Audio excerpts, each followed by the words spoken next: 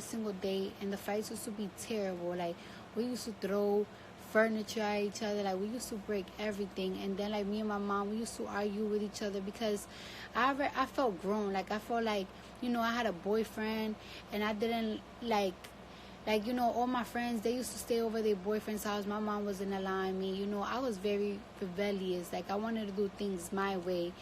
And one day, me and my sister got into a very bad fight. And so I left the house, and I slept in my boyfriend at the time house. And like, my mom did not like that because it's like, in her house, it's just like, you cannot be doing grown women stuff under her roof. And I went to sleep over that nigga house. So, I got kicked out of my crib. My parents was even together, but my dad agreed with her because they just felt like I was just moving too fast. I wanted to be grown. So that's what happened. And when I got kicked out and everything, I was starting college. I was starting college and everything, and I had to get a job, and I did find a job. What's so crazy? Me and my first boyfriend, we was looking for jobs. I remember this one time that we went from 157 in Broadway, where he used to live at, to all the way to 125th, going in supermarkets and shit, going into stores, like, hey, you're hiring, no. And a girl did a resume for me, one of his friends, and I got a job in Amish Market, which was around my school, BMCC. And I worked in Amish Market for a couple of months and everything, and I was just so depressed because, like, I couldn't juggle school, and I couldn't juggle my job. And then on top of that, like, my ex-boyfriend and everything, like, we used to have a crazy violent relationship. It was just really violent. When I used to think that he used to do something, I used to hit him, he used to hit me. It was just getting really bad. And like, we was together for 3 years already, and the love was just falling apart. But I ain't had nowhere to go, and I was so prideful. Like, one thing about us Libras, like, we very prideful. Like, I really wanted to go back home, but I wanted, like, to show my mom, like, yeah, I don't need nobody. Like, I don't need nobody. I'm not gonna go back to my mom's crib. So one day, I got fired from Amish Market, and I was just going crazy. But I was cool with the manager, and I was like, I don't know what I'm gonna do. Like, what the fuck? And he told me to go across the street to New York Dolls. And he was like, you're really skinny. Like, I was skinny. I always been really skinny. I always had like a nice petite body. He was like, you do money there and everything. I worked in that club for 3 years. I mean, no 3 years. 3 times. I worked there for like 3 times and everything. And I just felt like I was going to get fired because, I was living in Washington Heights, and that shit is all the way down in Chambers Street. I couldn't really balance it and everything. I couldn't balance it. So I was like, I'm just going to have to go to another club that is like closer to me. So that's when I auditioned to this club. Because I auditioned to multiple clubs, and a lot of clubs downtown, they said no because I was 18 years old, and I also had a big tattoo on my thigh. And I was just, they wasn't like letting me work in certain clubs, but and I was 18, but they let me work in this club in 43rd and 8th called Lace 2, and I worked there for like 2 years and a half. And working in Lace 2, I worked in Lace 2, I got enough money to get my breasts done. I got enough money to get my first apartment. Recently, I just got a DM from the makeup artist from that club that the house mom that I used to love so much just died. I wish I could attend her funeral, but it was just too much going on. But,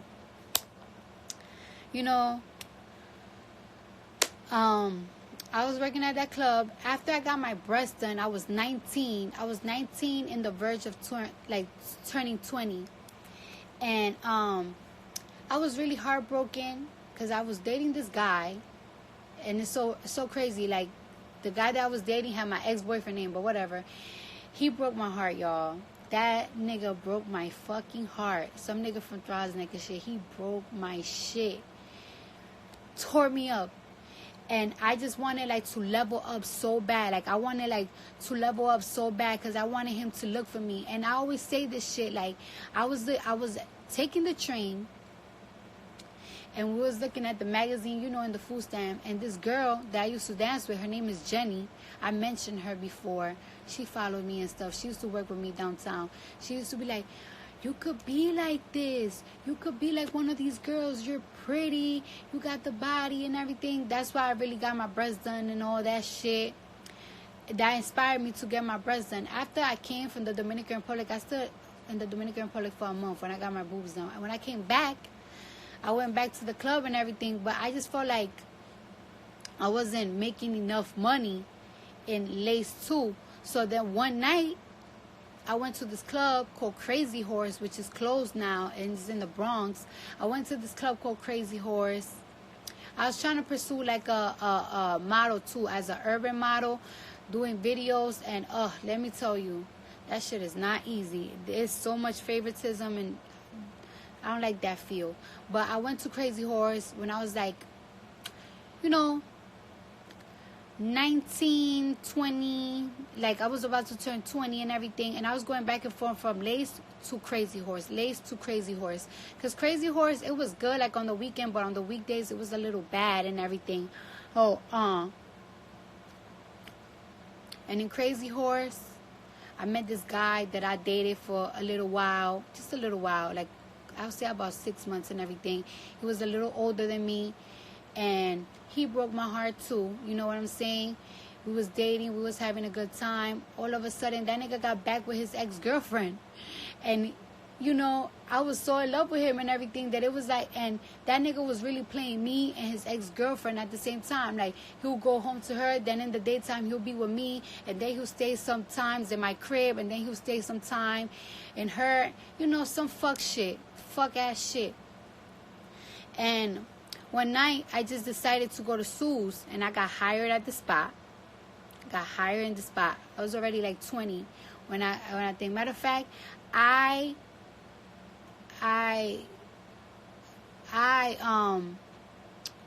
auditioned to work in Sue's on Valentine's Day. I was so fucking heartbroken because that nigga was spending time with that fucking bitch on Valentine's Day and everything. And I went over there, and I got hired at the spot. You know, like one weekend working with Sue's, there was these two girls that I got into an argument with. They wanted to jump me, and you know, I'm cool with them girls now. Like I fuck with them. I got a lot of love for them. But at the beginning, like, you know, I got into an argument with them, and that's why I know Ashanti, because I was really small, and like the girls that were a little bit bigger than me, and they was like tag teaming me, and I was new in that club, and that's why I always love Ashanti and her sister, and everything. Because, yo, this girl, Shanti, she didn't even fucking know me. Neither did her sister. Like, they barely know me like that. And they was like, y'all not gonna be ganging up on this girl. So then Ashanti and her sister, they got into an argument in the fight with the girls that was gonna jump me. Like, that shit is crazy. And after that, me and Ashanti, we became so cool. We went to the Dominican Republic and everything. As I worked longer and longer in Sue's, you know, I became cool with my friend named Keita, Ash Cash Legit. She was cool with Sweetness. And, you know, we just all decided to work together. And those are the people that I'm really, really cool with and I'm really, really close with. You know, I never really had a problem with nobody in the strip club, unless like you was picking up my money. Like everybody knows, any customer, any stripper, they will tell you like that in New York. I don't know where y'all from, but in New York, strippers have bad habits. That if you dancing on a nigga and he throwing you money, there's gonna be a stripper that's gonna pick it up. Like you gotta be real fast the way that you work in New York. So I always used to get into argument just like everybody else when another bitch pick up your money. I did had an issue with one stripper, and I had an issue with her, some Puerto Rican girl, Puerto Rican, I think she was Puerto Rican, but you know, it was a guy problem. You know, I was dating this guy, and she ended up fucking him, then he came back to me, type of bullshit. a lot of people that ever dance with me, they will say highly things about me. And one thing about me is that it's like, I don't trust a lot of people, so I never got close to people. Like, before I was a dancer, I was already hanging out with grimy ass bitches. They used to do grimy ass shit to each other, so I barely used to trust these dancers and everything. And I only trusted these 3 girls. People barely used to come to my fucking crib. That's one. I know how bitches love setting people up. Like, it always been known that strippers be setting niggas up. So what makes me think that they're not gonna set me the fuck up? You know what I'm saying? Like, the strip club is literally like high school. It's extremely cutthroat. One day you cool with a bitch and you kiki. The next day you not, because it's always a conflict and everything.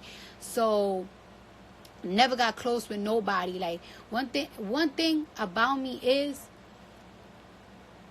I think people that have seen me evolve, y'all seen the people that have been around me since the beginning, and you see that they still here. And the people that I have a fallout with, I have fallouts with a couple of people, and it's just like, I have my reasons why I have fallouts, but they all are like me. And everybody will say, every friendship that I be with people, it be for years. Like, I have people from around, because I don't know, I'm just a good vibe, and I catch people and everything. Like, I got good judgment of people that are around me. Like, I have a good aura. Sometimes my aura is fucked up, and then I fucked up with people, and it hurts me when I lose them, because it's like, I don't be losing people that were friends with me, like, that I was friends with them for like 2 months, a month. People that I have fallouts with are people that I was cool with for years. Years. A lot of my friends, they are from years. So this day, I still speak to the girl that I was best friend with in high school. Like, that's why I hate, like, everybody nowadays, they always got a fucking story and they attach my name to it. And it's just like, what the fuck? Like, people that I barely know, that I have nothing in common with. Like, bitch, where the fuck you came from? Who is you? Bitch, who is you? You know what I'm saying? Oh, and by the way, I always, you know what's so crazy? Like, your moms always warn you how it is when you live with boyfriends and shit like that. After my first boyfriend, I always was like a little bit scared to, like, move in with a nigga or let a nigga move in with me.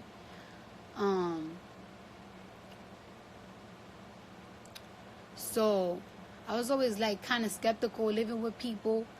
When I was like around 22, 23, when I started doing videos, I used to live with one of my homeboys. Well, he used to live with me and everything, and we still friends. I don't know if y'all go to my old videos when I used to do funny shit, I don't know if y'all always used to hear me say to some nigga like, yo, Dev. You know, he was the one that turned me hat when I was 16 and everything. He from Sedgwick and everything. And that's the only person that ever lived with me.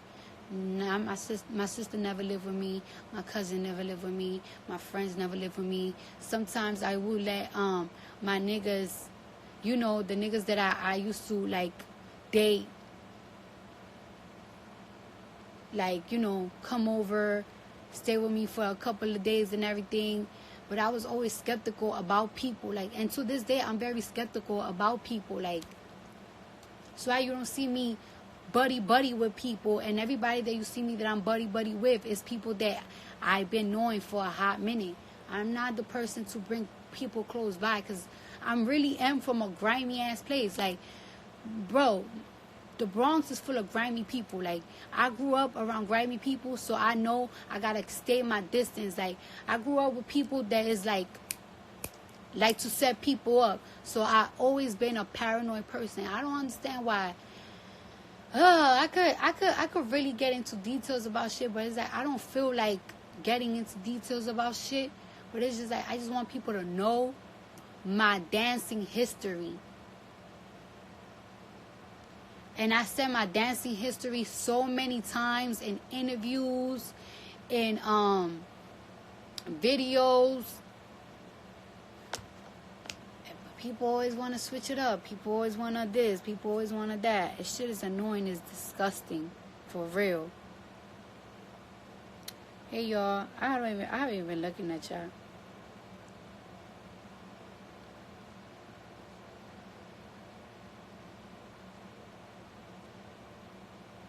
Well, anyways, tomorrow this record with and one thing about me, right? Let me tell y'all something. By the age I was 20 years old, I already had a nice, good 20,000 already saved up. I didn't even have a bank account. Like, I just had it always saved up and shit. One thing about me is, let me tell y'all, I know y'all probably think that I'm stupid, that I'm loud, that I'm crazy and everything. But one thing about me is, I don't play when it comes to fucking money. I always save my money. Like, I know, like, I don't even really spend money like that. That's the crazy shit. Like, I really don't. Because I don't really be doing nothing. Like, to be honest with you, I'm a very boring person. I don't like to do daytime activities. Y'all don't barely see me in the pool. Y'all don't see me in the beach.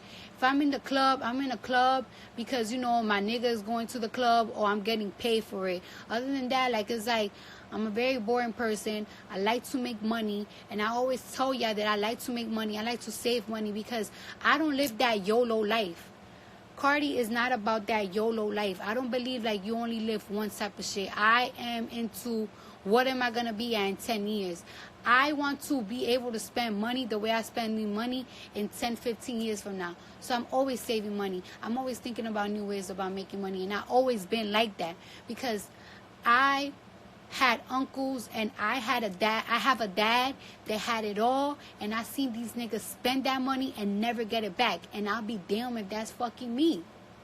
So I always save my bread, always, even when I was young, always saving my bread every single time. Like, if I used to make $1,000, if I used to make, like, let's say if I would make $1,000 in 1 week, right? When I was a stripper, like, I'm just giving you an example, I would try to save $300 no matter what. Like, I'm just giving you an example. Like, I will always try to save money every single week. No matter what. No matter what. And then to this day, I'm the same way. Like, I do not fucking play when it comes to bread. Because I'm telling you, money comes and... The fuck? You gotta love your money. Like, I don't know. I love my money. I love my money. I don't like giving away my money. Like... And I don't want to lose my money. So I always been very calculated about shit. That's why I'm always giving y'all, I'm always talking to y'all about taxes. I'm always talking to y'all about invest in this, invest in that, or be careful when you invest. Because everybody likes to tell you to invest in certain shit. But it's like, you could take a L investing in the wrong shit. I don't know. I'm just, whatever. I hate how people always trying to make it seem like, oh, I never needed... Even at my worst, I never needed a fucking handout. And everybody will tell you that I never needed a handout. That's why sometimes it baffles me when people be asking me for help about certain things. Because 18, 19, 20, 21 years old, I didn't ask nobody for $1. Nobody for $1. I never asked nobody, help me pay my rent, help me pay the this, help me pay the that. Nothing. I had to strip, I had to this, I had to that. But I went and got that shit on my motherfucking own. All the time. And that's a motherfucking fact. No bitch ever could say that they helped me. No bitch ever could say that they that. No nigga, no bitch. That's a motherfucking fact. That's why I'm very prideful. That's why I'm a very prideful person because, like, my journey, my life, like, I reflected all the time. Like, I reflected all the time. And it's crazy because I have a lot of money now. I have a lot of money, and for some reason, I cannot stop thinking about my past because it was fucking hard, but I motherfucking did it, bitch. I did it. I did it.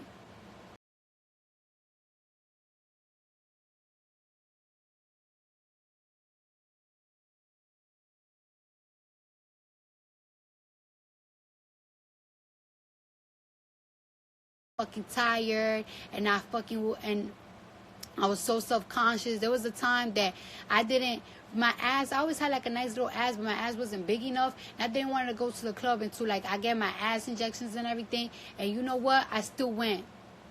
Dealt with my own fucking insecurities, but I went. You want to know why? Because I got to get money. Because if I wasn't getting money, nobody was going to give it to me.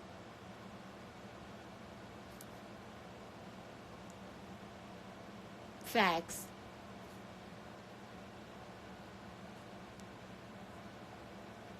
So everybody, I be wanting to talk.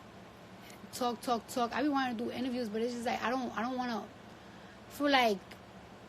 I feel like I gotta get paid for these type of shits because I'm just too much of a real fucking nigga. One thing I know about this industry shit, one thing I'm learning about this industry shit, I'm too much of a real nigga. My story is too real for these people. Y'all wouldn't even get me even if y'all tried to get me. Y'all wouldn't understand it. Y'all wouldn't even care because y'all rather go with fuck shit. So, yeah.